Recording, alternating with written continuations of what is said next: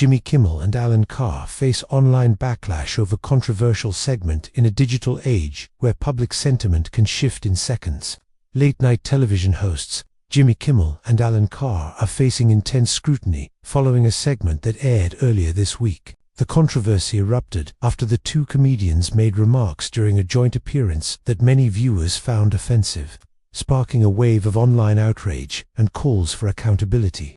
The segment that sparked the firestorm. The segment in question aired during a crossover special featuring Kimmel and Carr, blending American and British humor. While the hosts are known for their edgy banter, one particular exchange centered around cultural stereotypes and gender identity was widely criticized as tone-deaf and dismissive. Social media platforms lit up within hours of the broadcast, with hashtags like #KimmelCarr-controversy and #ComedyAccountability trending across X, formerly Twitter, TikTok and Instagram. Online reaction, outrage, disappointment, and demands. Critics accused the comedians of perpetuating harmful tropes under the guise of humor. Prominent voices in the LGBTQ+ and activist communities condemned the remarks, calling them lazy punchlines that rely on outdated stereotypes. One viral post read, "Others pointed out that the segment aired during a time when media figures are being held to higher standards of inclusivity and cultural awareness."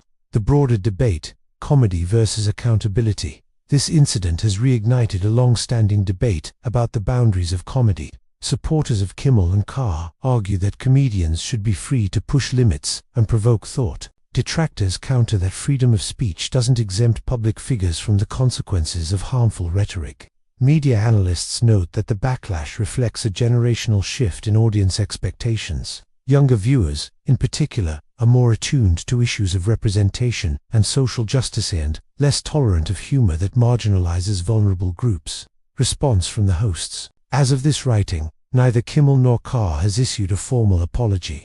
Representatives for both declined to comment, though sources close to the production say internal discussions are underway regarding future content guidelines. What's next? The controversy may have implications beyond this single segment. Networks are reportedly reviewing editorial standards for live and scripted comedy, and advertisers are monitoring the situation closely. Whether this leads to a public apology, a format change, or a broader industry reckoning remains to be seen.